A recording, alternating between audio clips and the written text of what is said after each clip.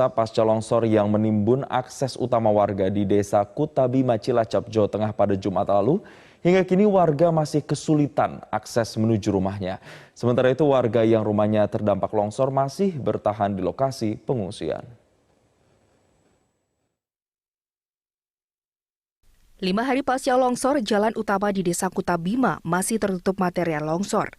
Warga yang akan menuju ke rumahnya masih kesulitan karena kondisi jalan yang rusak dan licin. Petugas gabungan dari BPBD Cilacap, TNI Polri dan relawan dibantu warga juga masih berupaya membuka akses jalan agar bantuan logistik bisa segera masuk ke wilayah terdampak. Hingga kini puluhan warga terdampak longsor masih bertahan di lokasi pengungsian di SD Negeri 4 Kutabima. BPBD Cilacap menghimbau warga yang kini masih bertahan di rumah mereka untuk waspada dan segera mengungsi jika hujan dengan intensitas lebat mengguyur wilayah ini dalam waktu yang cukup lama. Peristiwa longsor ini terjadi pada Jumat malam kemarin saat Desa Kutabima diguyur hujan deras. Akibat kejadian ini, tebing setinggi lebih dari 20 meter yang berada tepat di akses jalan desa longsor dan menutup seluruh akses masuk ke wilayah desa. Dari Cilacap, Jawa Tengah, Darbe Tias, Metro TV. Pemirsa, untuk mengetahui bagaimana perkembangan penanganan bencana longsor di Desa Kutabima, Cilacap, Jawa Tengah, sudah tersambung bersama kami Kepala BPBD Cilacap, Bapak Wijo Nardi. Selamat siang, Pak Wijo. Selamat siang, Assalamualaikum. Waalaikumsalam, terima kasih Pak Wijo telah bergabung bersama kami di Newsline. Pak Wijo, bencana tanah longsor di Cilacap ini, terutama di Desa Kutabima ini telah terjadi sejak hari Jumat, informasi yang masuk ke redaksi Newsline. Nah, saat ini keadaannya seperti apa? Apakah akses jalannya masih sepenuhnya tertutup oleh tanah longsor? Dan berapa banyak rumah yang terdampak, Pak Wijo? Silahkan. Ya, terima kasih Mas Gasan. Izinkan sebelumnya saya ingin berterima kasih kepada seluruh masyarakat, semua komponen dinas instansi yang sudah bahu-membahu dengan cepat untuk menangani permasalahan di Kutabima ini. Saya terima kasih kemarin Bu Hajah Tetil Hatiningsih, anggota DPR RI fraksi Golkar dari Komisi 4, juga sudah sampai ke lokasi meninjau langsung serta memberikan bantuan, serta sanggup untuk memberikan menjanjikan untuk relokasi bagi yang mau direlokasi. Kemudian saya juga ingin berterima kasih kepada Kementerian PUPR yang secara langsung memerintahkan Pak Wijo, bagaimana dengan keadaan di sana, Pak Wijo? Apakah akses utama jalan di sana masih tertimbun tanah seperti yang terlihat di layar, dan berapa rumah yang masih terdampak, Pak Wijo? Ya, Mas Gasan. Jadi kehadiran beliau itu memberi kita semangat dan seluruh masyarakat dari PUPR hari ini menurunkan kembali 2 unit ekskavator. Kemarin sudah 1 unit. Kemudian 1 unit dari BPWS. Ada di lokasi ada 2 unit ekskavator untuk ukuran PSI 50 dan 70.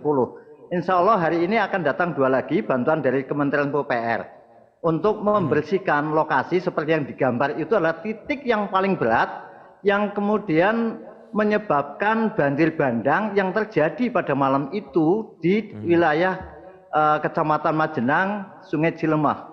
Kondisi masyarakat saat ini yang ada di pengungsian itu ada 36 KK, 123 jiwa. Alhamdulillah tertangani dengan baik. Semua kebutuhan konsumsinya di bulan puasa ini mulai dari buka sampai sahur semuanya kita terhandle dengan baik. Diawasi penuh dengan gizi dari Dinas Kesehatan. Baik, Pak Wijo, sebelum kita membahas lebih lanjut terkait dengan penanganan para pengungsi di sana, ada 36 KK yang kemudian berada di posko pengungsian. Tapi apakah ada warga yang sudah mulai kembali ke rumah mereka masing-masing atau bertahan di rumah masing-masing? Dan itu kalau ada berapa, Pak Wijo? Sebetulnya kalau himbauan sih untuk semuanya mengungsi. Tetapi yang kita khawatirkan itu kelompok rentannya, jadi ibu hamil, kemudian yang lansia itu yang kita utamakan diungsikan di SD Negeri 4 Citulang. Ya, jadi untuk yang bapak-bapaknya tentunya nggak mengungsi, tetapi tetap siaga di lokasi. Oke, ada kabar juga yang menyatakan bahwa akibat bencana tanah longsor di sana bahkan listrik ini sempat padam, sempat mati listrik begitu di sana. Bisa dijelaskan apakah saat ini listriknya sudah nyala, Pak Wijo?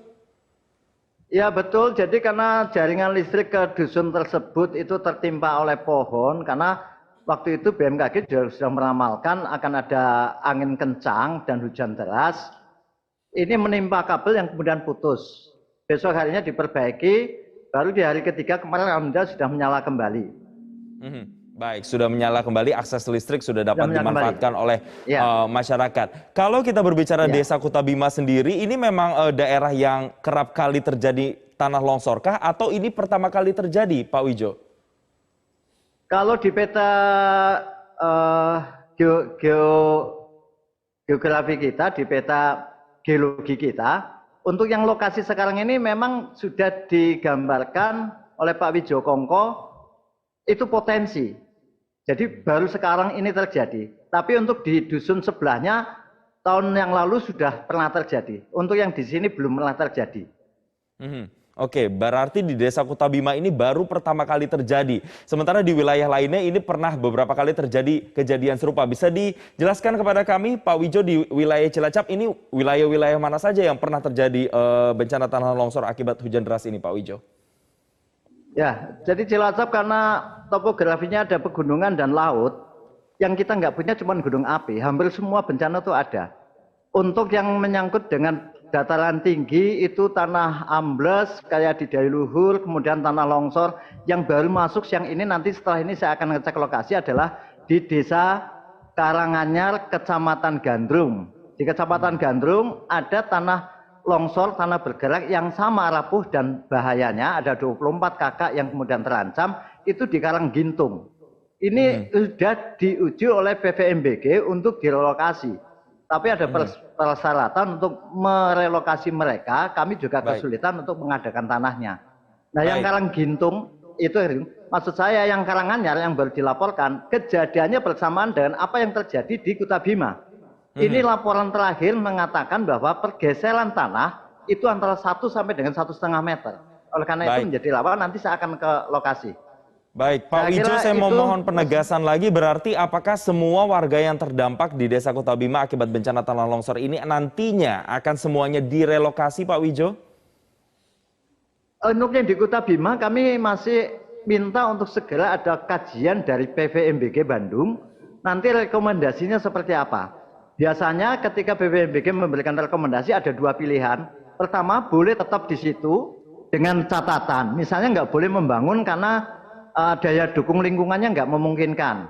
Membangun dengan persyaratan tidak boleh terlalu berat. Atau total semuanya harus direlokasikan dengan risiko kalau tidak mau direlokasi maka akan terjadi ancaman yang lebih besar. Jadi kami akan menunggu dari hasil kajian PVMBG.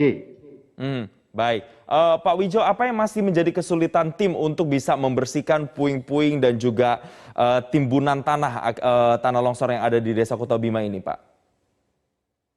Alhamdulillah dengan kemarin dawuh dari Pak Menteri PUPR langsung mendawuhi ke Bu Wida dari BPJN Jawa Tengah.